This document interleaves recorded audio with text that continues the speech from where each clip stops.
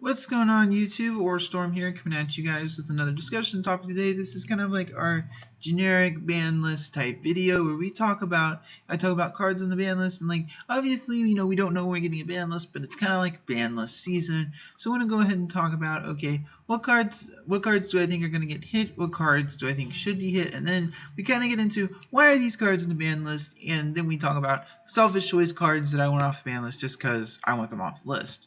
So first off, we want to talk about the adjusted list changes. I personally think Konami is going to use all of them going forward. However, let's talk about each of them individually.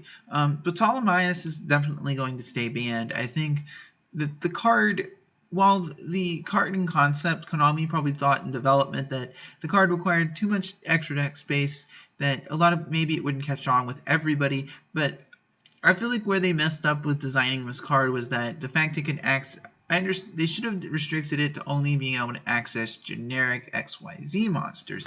Cards like Wind Up Arsenal Zomaya, cards like Tyrus, I think would have been fine, I think, in context. But making go to cards like Nova, cards like Pallades, I feel like was a bit too much. So that's probably, I think for the foreseeable future, this card is going to stay banned. And honestly, I wouldn't have a problem with it because staying banned, because not just because it can make infinity, but that you can stack a diamond on top of it and basically like poop on every dark player out there. I don't feel like every deck should have a generic floodgate easy answer to a deck. That's just my personal take on it. Then Plush Fire should stay banned for obvious reasons. It was not once per turn, very poorly designed card. Being able to pop it and it was really dumb in concept. The whole concept of pendulum monsters when it can be destroyed while they're in the pendulum zone and then trigger their effects just was stupid in the first place. Damage Juggler, I mean, I feel like, with Plushie banned, might not be much of a problem, but the fact is it has 3 really, really, really good effects. All 3 effects are good. And you can't really say that like the burn effect is good because there's a lot of things that there's cards like magic. There are burn cards out there that this card does negate. Cards like Magical Explosion for obvious reasons, we're gonna get to that later.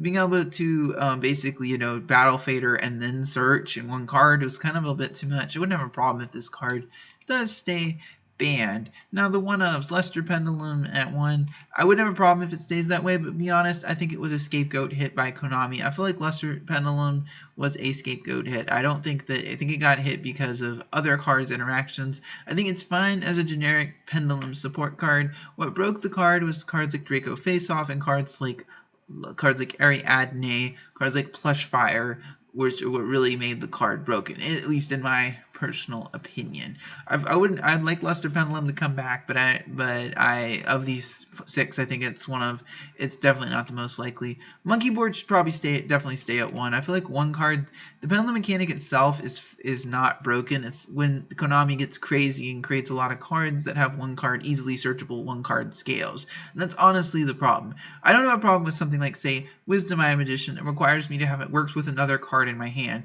When a card basically creates a scale by itself, cards like Clayfort Scout is at 1 for a reason as well. And I feel like if Scout's at 1, then Monkey Board should also stay there too, because even though, yes, Scout searches spells and traps, Monkey Board also basically searches searchers, so it's a lot. In some ways, I feel like it's just as good as Scout, if not better. Then, of course, we have Skullcrobat Joker. Of these 6, I think Joker could be the most likely candidate to maybe come up from 1, but I have a feeling Konami is going to just leave it there, and it's going to stay there because, there's way too many good Performer Pals out there for it to search in the Draco Pals deck. Now, of course, we got to talk about the FTK deck. With YCS Prague not too long ago and the FTK deck doing well at the event, it's definitely now on Konami's radar. So overall, I don't think Chicken Game or those cards are a problem, although I think banning Pseudospace would be an option. I feel like banning, as far as Royal Magical Library, I think the card kind of speaks for itself. I don't think it's used in anything but with minus Ignites, of course, as an Ignite player. I think the card is good in Ignites, but, the thing about Royal Magical Library you guys have to understand is that it's not needed in the Monarch version of this FTK. I saw replays on Yugioh's channel where a guy Veilered it, and he still got the FTK off. And part of that is not all the draw cards, it's the fact that you don't have to run a lot of traps. You don't have to risk bricking yourself. Whereas with, and the thing is, I feel like if you just ban Life Equalizer, ban Magical Explosion, it will lose its consistency by a lot, and it will fix the problem. A card like Blasting the Ruins, yes, you could run 3 copies of Blasting the Ruins and technically get off the same condition, but it's a lot less consistent because you have to have 30 cards in your graveyard and 3 traps set on the same turn and resolve all 3 of them. You know, that's not something that's going to happen a lot. I feel like it would not be nearly as consistent if these 2 cards were banned. The same thing goes for Exodia, because yes, you could brick yourself by opening multiple pieces of Exodia and not enough draw cards. So I just feel like the FTK will lose a lot of its consistency simply by banning Life Equalizer and Explosion, and then the problem will be solved. Also, Pseudospace could also be banned, but we don't really know what Konami's going to do. And obviously, we got to talk about the elephant in the room, which is Wavering Eyes. Wavering Eyes is only the latest card that players are agreeing to side out, and when players are agreeing to side out a card, that typically means it's unfair, and that means it's going to be banned. During Dragon Ruler format, we had Return from a Different Dimension. During Necros format last April, we had the Djinn side out thing. Obviously, you remember Djinn Gate from Patrick Hoban. A lot of you guys probably remember that. I feel like Wavering Eyes is kind of going to get the same treatment, that it's going to go from 3 to 0 like Djinn did. And because it does have the search effect at the bottom, Konami is not going to hit to 1. They're going to 3 to 2 or 3 to banned. I think that's kind of obvious at this point. The good thing is we do have cards out there like Pendulum Storm that kind of can replace what this card does. Next up we have Emergency Teleport. A lot of people say this card is going to 1, and it's not a bad reason why. You have the Monarchs, the Super Quantum Monarchs are using this card. You have Cosmos, obviously, it's a quick play Rhoda basically for a majority of the Cosmo monsters. The biggest thing with this card is that, but the thing you have to remember is that a lot of Cosmos players are running less pilots now. You're seeing them running, 2 farm girls. People aren't playing 3 farm girls anymore. It's mostly used now to grab Tin Can. So the thing with Emergency Teleport is if it goes to 1, it's not going to hurt Cosmos as much as some of you guys think. Because one of those ETLAs can immediately be replaced for 1 because you're going to get the Tin Can anyways, and then probably some more consistency cards. A lot of people also want to hit Dark Destroyer. I've heard, insanity like, this card is Towers 3.0, and like, it's the next new Towers, ban it. The thing about hitting Cosmos is so hard because Dark Destroyer is a very, very good card. Do not get me wrong. The thing is, though, is Dark Destroyer is not as hard to get around as Towers. And the card is good, but hitting it is not going to slow down Cosmos that much. But if 2 Cosmos cards do get hit, it'll be these 2 cards. But me personally, if I really wanted to slow down Cosmos, I would hit Cosmotown to 1. And I'd be like, it's just the field spell, why would you hit that? When I first saw Cosmos, and I first kind of analyzed all the cards, and then play tested them a little bit, I found that Cosmotown is by far the best card in the deck. It unbricks bad hands, which is a big issue with Cosmos, because you have 2 different... It's like Fluffles. Cosmos and Fluffles have one thing in common. They're 2 decks that require 2 different combo pieces to do anything. You have to have a pilot and a ship in hand to do anything, or a way to get to that ship. So that's but not only that, it is its own recycling engine. On top of that, if your opponent does happen to MST it, you can search out a whole nother copy or any Cosmo card from your deck. That is insane. The card is really good, and I feel like if you really wanted to slow down Cosmos, you would probably hit Cosmotown to 1, because it's by far the best card in the deck. And I feel like the card is just insane. So I feel like if I would hit Cosmos, I would hit Cosmotown. But I don't think Konami is really going to do much outside of maybe limiting Emergency Teleport. Now, of course, we got to get to Monarchs. Monarchs obviously are involved in the FTK, so we could see some, Monarch hits. But obviously, the elephant in the room is Domain. The fact that they Domain lock you so consistently is what's frustrating. But I feel like if they do hit Monarchs, it won't be Adia, it'll be Pantheism or Stormforce. Stormforce is probably the most powerful card, and because they can do it, and because of Ether, they can do it on your turn, which is what's aggravating. But Pantheism will probably be the card I would hit. It's a Destiny Draw and a Spellbook Library of the Crescent all in 1 card. gives them a lot of their consistency. So I feel like this card should probably be the one to go to 1.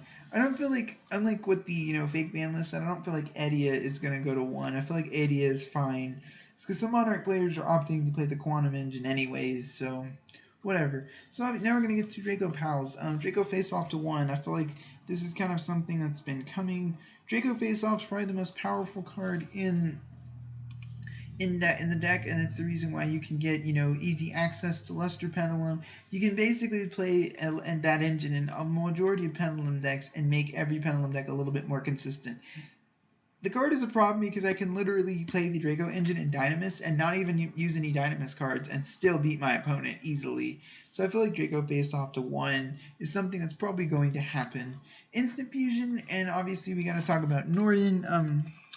I don't feel like Instant Fusion and Norden are a problem. That's just me. I don't feel like Instant Fusion and Norden are as much of a problem. Like, I feel like, players are saying, oh, let's ban Norden. But I don't really think, I think even a lot of people said after Norden came out, they said it's not as much of a problem as they thought it would be. And it's not. Yes, a lot of, Draco Paladin players use Norden, Instant Fusion into Norden to combo off, and that's what the card is designed to do. It's good generic support. That's what good generic support does. And of course, I got to bring up the Mascamillion. Cap G talked about this. Mascamillion does not need to be hit. I think we all know that. Everyone knows I love Mascamillion as a card, although I'm obviously biased. But Mascamillion is just a good level 4 sync tuner. And until Draco Pals, I don't think there's ever really been a deck that can utilize the card effectively that's very consistent. Obviously, Battling Boxers are one of the few. You don't really play it in zombies because you have Unizombie. So, and I just don't, we don't even need to talk more about that. The whole idea would be just absurd.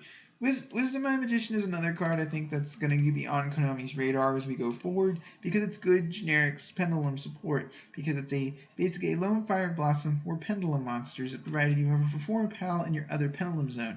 Konami doesn't like generic support cards, so I could totally see this card eventually going to 1. Then we're going to talk about, this is kind of the section where we're like, okay, why are these cards in the ban list or should they come off? Deep Sea Diva is a card I really like to see maybe come to 2. I'm not crazy, I just want her to 3. Part of the reason she's at 1 is she really helps Mermails consistency-wise. The one that did really well in the OCG ran 3 copies of this card, but and it can tutor itself, but let's be honest, is Deep Sea Diva, I feel like if you bump her to 2, it's not really going to, it's going to push Mermails a little bit more, which is certainly not a bad thing. Compulse and Book of Moon to 2, it's 1-for-1s just are not very good right now. I feel like Compulse and Book of Moon, granted Book of Moon is a little more flexible, but Compulse is long past its prime.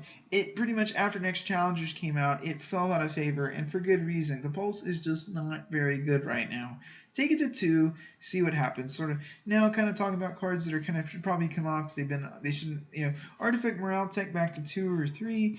I understand the whole Artifact engine, how good it is, but Morale Tech is long past its prime. I feel like you bump Morale Tech up to 2, maybe then 3. That's something I could see Konami doing. Debris Dragon, why is it still in the ban list? Tempest is banned. Next.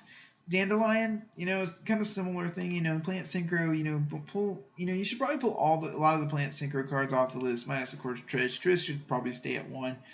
Neospacian Grand Moles, same thing, why is it still at 1? Trag, ARA, Dragon Ravine, pretty much all these cards, why are they still on the ban list?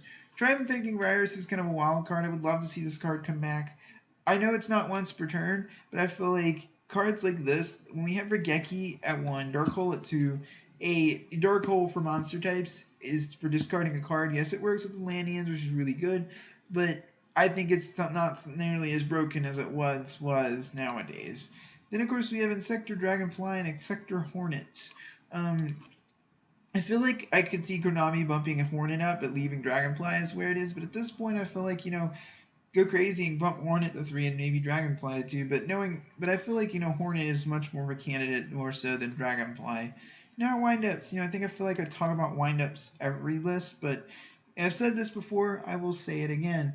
Windups can easily come back to full power provided Windup Hunter is banned. You can bring Carrier safely off the list, bump Windup Magician up because the hand loop is caused by Hunter. Even nowadays, you can do the hand loop, it's just not nearly as fast or consistent. So it's the main reason why carriers. So I feel like if you ban Wind Up Hunter, then you can let it discard, bump Magician up to 2 or 3. So there you, and then now we're kind of getting to the kind of more selfish choices. Skill Drain up to 2 or even 3. I feel like Skill Drain is kind of, Skill Drain's always been a favorite of mine. I understand a lot of people don't like Floodgates, but I feel like Skill Drain, with Klee's kind of getting all their smash, I feel like Skill Drain is just kind of one more card to keep the meta decks in check. I feel like putting it up to 2, let's not go crazy and put it to 3, but like Klee's are long past their prime. So I feel like why not put Skill Drain up to 2 and see what happens. Tour Guide to 2, kind of same thing. Tour Guide is one of my favorite cards, and I've always been a fan of Tour Guide. I have a super rare I'm waiting to use till when that day she finally does come up from 2. Tour Guide is one of those cards I feel like that's always going to kind of be going back and forth on the ban list, but I do think that eventually she will be able to come off the ban list eventually, but I think she's kind of one of those cards that's going to eternally be on and off the list. Then we got Mathematician to 3. Mathematician shouldn't have been hit. I think most of you guys watching this can easily agree with this. Mathematician should not have been hit, but it was hit, so we kind of have to. But I feel like Mathematician to 3 speaks for itself. Thunder King Raiho to 2. Denko Sekka is a card. Yes, Thunder King can be special summon and Denko can't.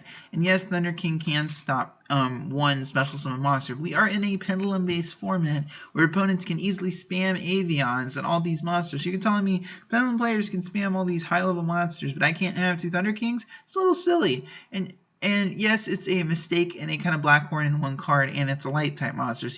But who's really protecting? And the thing is, yes, you can, but no one is going to play Thunder King set for pass. It will be used as a side deck card in anti-meta-ish decks. Reinforcing the army to 2 or even 3, I think kind of speaks for itself. Everyone knows. I understand Rhoda only came off the list to push Noble Knights, but I'd love to see Rhoda come back up from where it was. Rhoda's one of my favorite support cards. I love Warriors are my favorite monster types. So yeah. Then Ignister kind of one, I'm kind of waffling on, but I'm a little I feel like Ignister was a necessary kind of evil, but at the same time, I feel like the card, it's kind of more like a low-key salt on the card. I feel like the card could eventually be banned, but it's not like I'm like uberly, passionate about the card like I am some other ones. Then Lavalval Chain. Obviously, a lot of you guys watching long-time subscribers know Lavalval Chain is one of my favorite Yu-Gi-Oh cards in terms of extra. It's probably my favorite extra deck monster, minus maybe Stardust and a few others. But Lavalval Chain is really good because it's a flexible card. That's what makes it so good.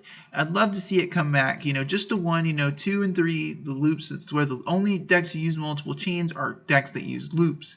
And so I feel like Lavalval Chain at 1 wouldn't be too bad. Put it to 1, see what it does. I understand, and especially with Beatrice coming out, Beatrice is a better Lavalval Chain without the stack effects. So put it up to 1 and see what happens. Exciton Knight is kind of another one where I know a lot of people do not like the card, and I understand why. But I feel like Exciton Knight is a good thing to keep players in check who overextend on their fields. I think a card like Exciton going second is something I feel like all players should be prepared for. And I feel like Exciton is one of those cards that I don't have a problem with it being. I feel like I wouldn't have a problem with it being unbanned, because I feel like I understand it can reward players for playing badly, but at the same time, Exciton Knight is a card that punishes players for overextending going first. And I think that is actually something we do need in the game of Yu-Gi-Oh! So overall, I'd like to see Exciton Knight come back. So anyway, guys, as always, thank you guys for watching this video today. I really appreciate you guys watching my videos. Tune on Tuesdays, Thursdays, and Fridays for more Yu-Gi-Oh! Content. If you liked what you saw from this video, please subscribe. Or Storm, signing out.